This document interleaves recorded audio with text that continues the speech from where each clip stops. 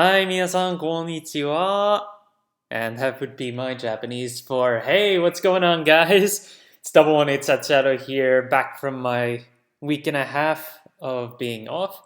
I was out in Japan for the last week and a half, taking a look at some things out in the Tokyo area. Well, I wanted to see what it was like in Halloween in Shibuya, but things happened there, and because of because of some other concerns, there was a lot more police presence for moving stuff around. But even so, it was still a good time. Lots of people out. I saw a friend of mine on Insta take some photos of a bunch of different costumes, so there was still lots of costumes cosplay out there. There were also just lots and lots of signs around keeping Shibuya clean, not smoking, drinking, or anything along those lines. I have a bunch of pictures on that.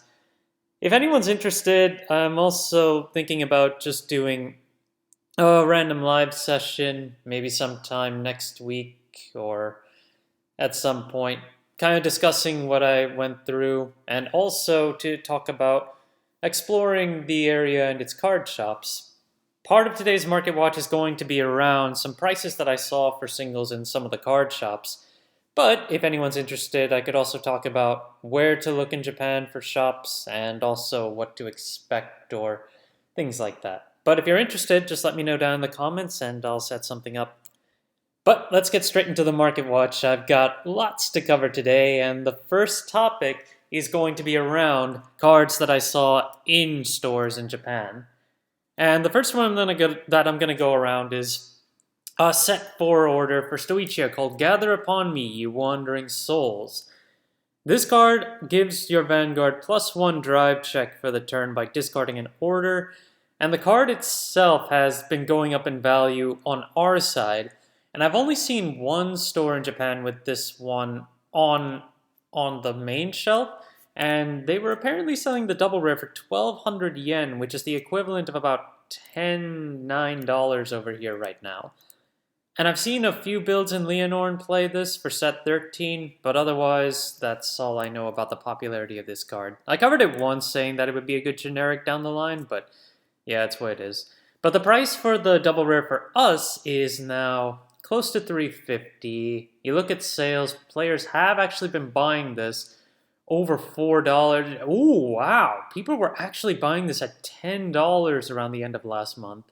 So we got a bunch of copies back on the market to reduce the price, but beware, this card is pretty high up there now. Then you've got the SP version, which is currently a base of $30, but in terms of sales of this one, it's not as bad. It's $15 sold tops. That was at the end of last month, and it goes from 30 to 40 right now with 4 listings overall. So just keep it in mind, as soon as set 13 hits, this card will probably see another spike in value. One that's also seen a pretty big spike, and I talked about this one before, is Blue-Haired Prodigy Rhesus. In Japan, I saw a few different places having the basic rare of this card at 800 to 900 yen a piece, so that's around $6. And then the hollow foil was only $1 or 2 higher for the most part, or 100, 200 yen higher. But right now, there's still plenty. Actually, I wouldn't even say that. 13 listings left on the rare copy, starting at 46 cents. Looking at sales, we've got 25 cents, 99 cents. Well, it looks like most of the ones under 50 cents are gone. And there are only two listings left that I see that are under 50 cents without a very high shipping rate. We look at the hollow foil on this one. We're looking at players have already bought it for $3 and $7, and now they're available for 14 plus, but only 2 listings available. Effectively, this is going to be a card to seek out when set 4 of Lyrical Melody comes for us next year. But because it was a Halloween set, it came out during the Halloween time while I was in Japan. Unfortunately, I wanted to crack open a box of this on Halloween, but everywhere I was able to look, it was sold out. So I missed my chance there, unfortunately.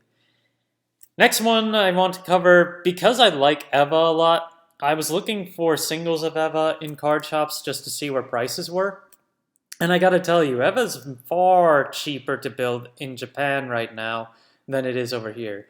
Fountain of Knowledge from set 5 is currently a $10 plus card, and overall ranges around $12. But there were at least 2 shops I saw with these in glass containers, and they were closer to 200 yen a piece, so less than $2 to pick these up. When it comes to Poison in Paradise Eva, though, it's the opposite. Poison in Paradise is cheaper for us right now, being around 150 in order to pick up dollar-wise. But in Japan, most places I saw had this at 500 yen-ish. So that's closer to around $3.50, $4 instead. And then finally, Obscudid, who is currently around 16 plus dollars. It's probably the most expensive card to pick up for Eva right now. Significantly higher than Eva herself, which is interesting. But this one is also another 250 yen card out in Japan, so still significantly cheaper to build Eva in Japan overall as compared to picking it up here. So that wraps up a few cards for Japan. Let's go ahead and go back into our current market. And the first one I want to talk about is Jeps Iwai, which is the Dragon Tree Wretch that gets you the Mask of Hydra Groom. Right now, its double rare and its FR are around the same price, and listings are about equivalent. But the interesting thing is that the double rare's market price is higher than the FR's right now. And if we take a look at the listings of the FR, we've still got a good amount of $9, $10 listings right now. Well, 4 copies altogether. But I'm not even sure, to be honest, if this card can really hold its value anymore, given that we are going to get the mask we're going to get the mask set this month, which has more copies of the mask along with the playmat and so forth. But once we get to set 13, we're not getting any more mask-based stuff, so I'm not sure how well this is going to hold up anymore. But Skull Kemida, on the other hand, is up in value, with the FR and the double rare being pretty similar in value overall. The FR is only a few dollars higher, but Omnia Crucio is the reason why this card is still up in value, and it's still a powerful card to play in that deck. I mean, Omnia Crucio is a pretty good deck as it is. $19 right now base for the FR, $17 base for the double rare. So if you're planning on Omnia Crucio, you're probably better off just picking up the FR for a few more bucks. Burrow Mushrooms. This card has been a good contender for almost any Stoichia deck for being a generic call 2 or anything. And to that point, it's playable in premium for similar reasons. Right now, it's a $2.50 card for the base rare, and 9 listings, by the way, so that's not too many left. And then you've got the FR right now, which hasn't spiked out of control. It's $14 right now, and market price is almost $13. So I remember these would hold around $10 for a while, so it's only somewhat higher than before, and also 9 listings on that part. Then going into Lutetia a little bit, Anthema Slap Twinkle, in particular the FR, seems to have gotten a buyout recently. There are only 3 listings left of this card at $19 to start off with. We take a look at history on this. Oh, and that's lightly played, apparently. Then $20, $25, and the last few listings that sold were mid of last month for $15 to $17. So not sure what was happening here with Lutetia, but it's not just the Slap Twinkle. Happiness Nostria, which is one of the main support cards for the deck, is also up in value at $28 with 5 listings, which I find pretty ridiculous. If this is going to load, let's see. $28 is the base. Players were buying this for $10, $12 around mid-month last month. And now it's just been bought out to the point of 28, so I'm not really sure what happened there. In any case, it hasn't sold any higher than 12 recently, So I would anticipate there will be more listings that come up cheaper on this as if we just wait it out a bit. One that didn't really get a buyout though is Cursed Sugar Sparkle, which is the other of the cursed orders that are used in Lutetia. The rare is still plenty available, and then the FR is $6 base, market price is almost $5, 6 listings overall. Looking at it in more detail, 537, 513. There's only one copy under 6, then we basically get to 7 to 8. So not ridiculously high, but still, well, it's not even on an uptrend here, because the market price used to be at the $8 range, so getting back to $8 wouldn't be too unusual, I suppose. But this one certainly rocketed. Rockagore is now $45 and 6 listings. And if you want the FFR, there's only one $150 listing on this one, and both of them are significantly higher than their market prices. I mean, what can I say? Drejeweled will be getting new support when we get to set 13, and that is just a spike that started happening in September as well. And players have recently bought this card for over $50. So if you are planning to go for Drejeweled, I think you missed the oh wow, and the $45 one is a heavily played copy. That's actually worse. So this card is actually 55-ish. Yeah, really, I did not know that it was going to spike up this high, but I guess it is a set 7 card, so not too surprising that it did end up like that. Solidate Sturmer. This is a card from set 10, which is somewhat generic support for getting set orders out of your deck.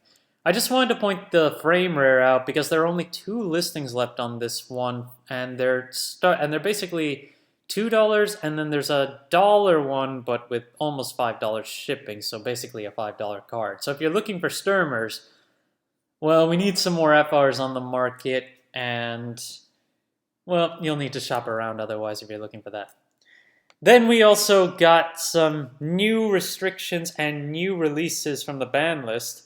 So Combine Rusher is not really going too far up despite the ever restriction getting lifted already, but it's still pretty expensive for the FFR right now at $65 and market price $75.